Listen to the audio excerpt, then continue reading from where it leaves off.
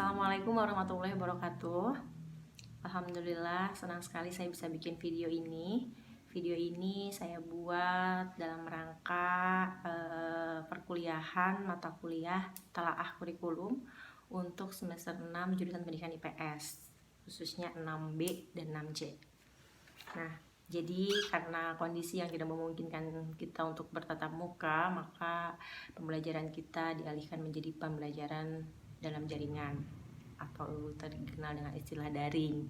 Apapun itu bentuknya, kita akan berusaha semaksimal mungkin untuk bisa mencapai tujuan pembelajaran yang diharapkan. Nah, jadi seperti yang sudah saya sampaikan di pertemuan awal perkuliahan bahwa pertemuan ke-5 atau ke-6, tepatnya di awal April, kita akan melakukan review tugas. Nah, sayangnya karena kita tidak bisa bertatap muka, maka lewat video ini saya buat kita akan mereview, bukan kita ya, saya maksudnya. Saya akan mereview tugas yang pernah saya berikan kepada kalian semua. Nah, untuk telah kurikulum IPS sendiri, saya memberikan tugas sudah 3 kali. Ya, mungkin kalian masih ingat. Tugas yang pertama, kedua, dan yang ketiga yang kemarin, yang terakhir ya. Tugas pertama kemarin saya minta kalian untuk menelaah kualifikasi akademik dan kompetensi guru. Nah, alhamdulillah tugasnya sudah saya terima dari PJ kelas masing-masing. Kelas 6B dan 6C rata-rata semuanya mengumpulkan. Terima kasih kalian sudah mengerjakan ya. Jadi tugas yang kemarin saya minta itu adalah kalian saya minta untuk menelaah standar kompetensi profesional guru dan dalam pengembangan kurikulum. Nah, kemarin saya minta kalian untuk mendownload bahannya dari BSNP, download BSNP, Badan Standar Nasional Pendidikan, dan Permendikbud nomor 16 tahun 2007, yaitu tentang standar kualifikasi akademik dan kompetensi guru. Saya pastikan kalian sudah mendownload dua-duanya, dan gimana kalian mau menelaah kalau misalnya bahannya belum di download. Jadi saya pastikan kalian sudah mendownload keduanya. Nah, dari beberapa tugas yang sudah dikumpulkan dan beberapa sudah saya periksa, saya jujur aja nih ya, belum semua saya periksa, tapi beberapa sebagian besar sudah saya periksa dari mulai kelas 6B dan kelas 6C. Nah, hasilnya beberapa sudah sesuai dengan yang diharapkan, beberapa juga ada yang belum ya. Terutama ini saya review ini tugas dulu ya, mengomentari tugas yang kalian kirimkan. Misalnya saya nggak akan sebut kelasnya, pokoknya di beberapa tugas di sini ada yang mengerjakan, dia mungkin sudah baca bahan-bahannya lalu dia telaah. Nah, itu yang saya mau sebenarnya. Jadi kalian jangan sampai salah bahwa kalian mendownload bahan-bahannya lalu di copy paste kumpulin gitu kan. Nah, itu beberapa ada yang seperti itu dan itu tidak saya harapkan ya. Saya benar-benar periksa betul tugas-tugas yang kalian sudah kirimkan gitu, dan saya baca masing-masing tugasnya gitu ya. Nah, contoh misalnya di sini ada beberapa kualifikasi akademik guru menurut Permendikbud nomor 16 misalnya tadi apa gitu isinya. Nah, ini beberapa rata-rata tidak sampai ke sana. Nah, itu saya sangat tidak mengharapkan seperti itu ya. Meskipun beberapa ada yang sudah mengumpulkan dengan baik. Gitu. Nah, berbicara tentang standar kompetensi profesional guru dalam pengembangan kurikulum, di sini sebenarnya ada 2 poin yang harus kalian perhatikan betul. Pertama adalah standar kualifikasi akademik dan kompetensi guru. Nah, saya harap kalian sebenarnya fokus ke 2 tema itu gitu. Jadi tidak kemana-mana, dan jangan misalnya mencantumkan bahan itu lalu di copy selesai aja, mana telaahnya. Justru yang saya tunggu itu adalah hasil telaah kalian gitu. Itu jadi kalian baca bahannya, setelah dibaca, oh apa sih poin yang ingin disampaikan dari bahan tersebut gitu. Nah, kalian dari bahan tersebut ternyata begini gitu. Jadi kalau misalnya enggak, ya itu mah namanya copy paste gitu. Dan beberapa ada yang seperti itu. Bahkan ada juga, ini saya tidak akan sebutkan kelasnya, tidak akan sebutkan namanya, dia benar-benar copy paste dan dia benar-benar tidak diedit, tidak ada namanya. Nah, itu jangan sampai seperti itu. Itu mendingan gak usah ngumpulin kalau seperti itu ya, karena harapan saya adalah kalian mampu menelaah apa sih sebenarnya yang ada diisi di Permendikbud nomor 16 tahun 2007 itu gitu ya. Jadi jangan sampai diulangi lagi nanti untuk tugas ini. Saya review tugas yang pertama ya, belum yang kedua, belum yang ketiga. Nah, terkait dengan tadi, kembali lagi pada topik tugas yang pertama, standar kualifikasi akademik dan kompetensi guru. Jadi fokus di sini adalah standar kualifikasi akademik dan kompetensi guru. Nah, saya sebenarnya inginnya kalian tahu apa sih standar kualifikasi akademik seorang guru itu ya. Guru itu dikatakan dia memiliki kualifikasi yang baik, misalnya mengajar SD, SMP, SMA misalnya. Nah, itu standar kualifikasinya itu apa gitu. Nah, sebelum kalian membaca itu, saya kemarin meminta kalian untuk mendownload BSNP, Badan Standar Nasional Pendidikan. Ditelaah juga apa sih sebenarnya tugas dari BSNP itu dan kenapa harus ada misalnya gitu. Jadi itu sebenarnya yang saya inginkan. Dan berikutnya terkait dengan standar kualifikasi akademik dan kompetensi guru. Nah, berarti tadi kualifikasi akademiknya seperti apa dan kompetensi gurunya yang diharapkan itu seperti apa. Dan itu tercantum dalam Permendikbud nomor 16 tahun 2007 gitu ya. Jadi saya coba lihat ini salah satu tugas ya, salah satu tugasnya biar ketahuan bahwa kalian sudah mengerjakan dengan baik atau tidak gitu. Ini saya nggak akan sebutkan kelasnya ya, pokoknya ada.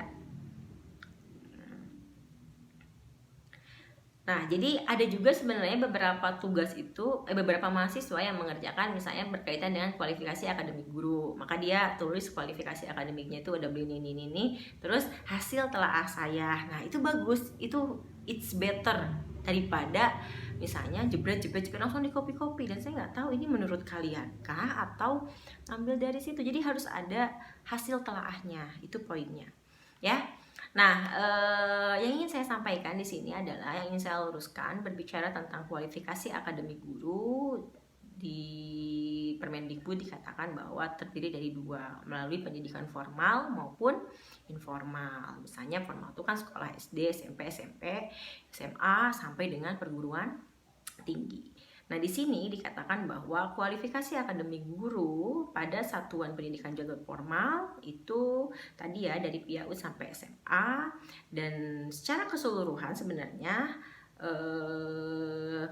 kualifikasi akademik guru melalui pendidikan formal itu yaitu minimal guru itu memiliki pendidikan D4 ya, diploma 4 atau strata 1 dan dapat diperoleh dari program studi yang terakreditasi.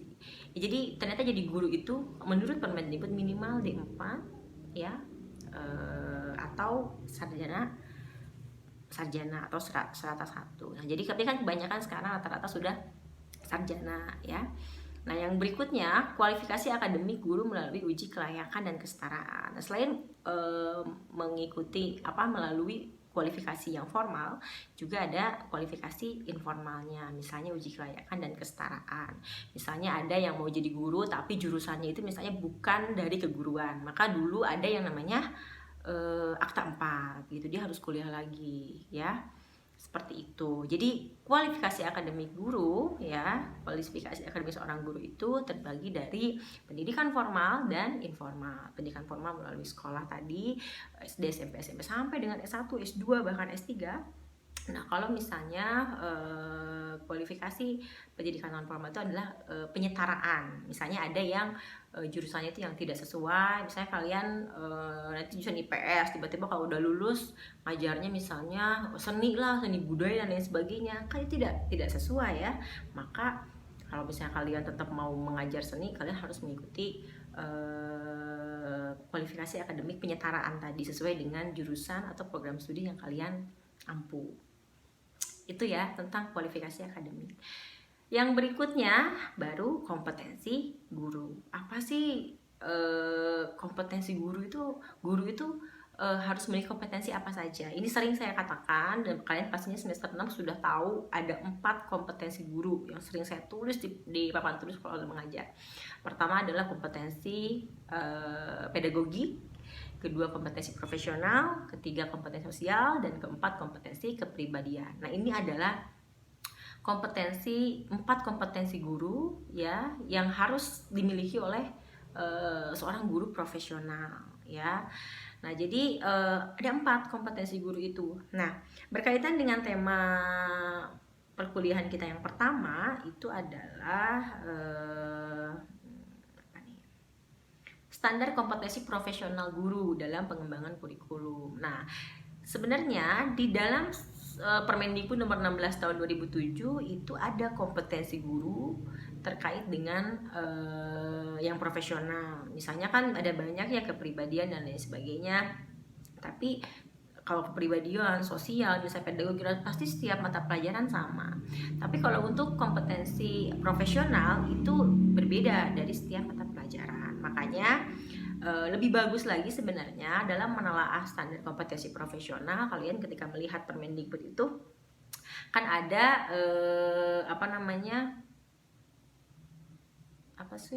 kompetensi guru setiap mata pelajaran. Nah, bagusnya adalah ada kompetensi guru mata pelajaran IPS gitu ya. Jadi, oh ini kompetensi guru. Ini kan ada juga nih, ada salah satu mahasiswa. Saya suka sekali sebenarnya dengan tugas yang dia kerjakan karena sangat komprehensif meskipun terlalu banyak. Tapi tidak akan saya sebut namanya ya. Pokoknya bagus gitu. Sampai berhalaman-halaman dia tulis dulu ini kualifikasi akademik ini hasil telahnya seperti apa. Itu bagus gitu ya. Nah, dan dia juga fokus standar kompetensi guru karena dia ada di IPS, maka standar kompetensi guru IPS itu apa saja? Nah, dia udah cantumkan juga di sini ya. Jadi ada misalnya kompetensi guru IPS untuk SMP, kompetensi guru ekonomi gitu kan, kompetensi guru sosiologi gitu. Nah, di sana ada dan itu bagus. Di sini misalnya nih ya, kompetensi guru IPS pada SMP diantaranya menguasai materi. Pasti ini profesional ya, kompetensi profesional. Struktur, konsep, dan pola pikir mata pelajaran IPS baik dalam lingkup lokal, nasional maupun global ya.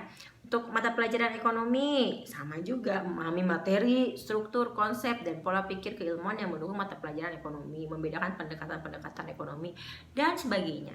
Ya, jadi kalian nanti yang saya harapkan dari pertemuan pertama ini adalah kalian tahu kualifikasi akademik guru itu apa.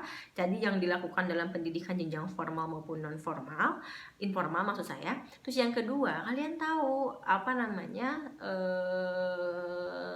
kompetensi guru profesional itu apa saja, terutama kompetensi guru profesional jurusan kalian yaitu pendidikan IPS. Tolong dicek lagi ya. Jadi yang belum ada di tugasnya itu rata-rata tadi, tapi ada beberapa sebagian dan saya suka ini tadi. Dia tahu maksud yang ingin disampaikan bahwa berbicara tentang standar kompetensi guru ya, kompetensi profesional khususnya, maka dia alihkan ke jurusan dia. Ada misalnya di sini kompetensi guru mata pelajaran IPS, kompetensi guru mata pelajaran ekonomi, kompetensi guru mata pelajaran sosiologi, kompetensi guru mata pelajaran geografi dan lain sebagainya. Kalau kalian benar-benar sudah baca bahannya, di sana kan ada kompetensi guru setiap mata pelajaran. Kita nggak berbicara semua mata pelajaran, karena mata kuliah ini adalah fokusnya telaah kurikulum pendidikan IPS, jadi kita fokus ke pendidikan IPS-nya. Apapun itu nanti tugas yang ingin disampaikan. Ya, jadi itu saja yang bisa saya sampaikan untuk review tugas yang pertama. Tapi saya ucapkan terima kasih atas tugas yang sudah dikerjakannya. Mudah-mudahan tidak memberatkan kalian ya. Saya kira tidak ya. Kalian ini justru menambah wawasan kalian terkait dengan kurikulum pastinya. Makanya ketika saya minta kalian untuk mendownload bahan-bahan, tolong di-download dan tidak copy paste dan asal-asalan, itu saya sangat tidak mengharapkan seperti itu. Oke, mungkin itu saja review untuk pertemuan pertama ini. Pesan saya kepada kalian adalah setelah kalian menonton video ini, kalian wajib untuk komen dan menyatakan bahwa kalian sudah menonton video ini, lalu kasih kesimpulan dari apa yang saya sampaikan pada video ini. Jadi nama, NIM, terus juga kelas jangan lupa, lalu komentarnya apa. one paragraph summary. Jadi satu paragraf boleh, one sentence summary, kesimpulan satu kalimat, kesimpulan separagraf, yang pasti kalian ada kesimpulannya. Dan di sana kalian sarankan saya sudah saya sudah menonton video ini, kesimpulan saya seperti apa. Atau enggak, saya sudah menonton video ini, kesimpulannya apa, kalian mau bertanya misalnya ada yang kurang jelas, boleh, sangat boleh. Oke, terima kasih, mudah-mudahan video ini bermanfaat, dan mohon maaf jika ada hal-hal yang kurang berkenan. Mudah-mudahan kondisi yang sekarang kita alami mudah-mudahan segera berlalu, kalian jaga kesehatan di sana, dan mudah-mudahan kita bisa bertemu lagi di kelas seperti biasanya. Terima kasih. Wassalamualaikum warahmatullahi wabarakatuh.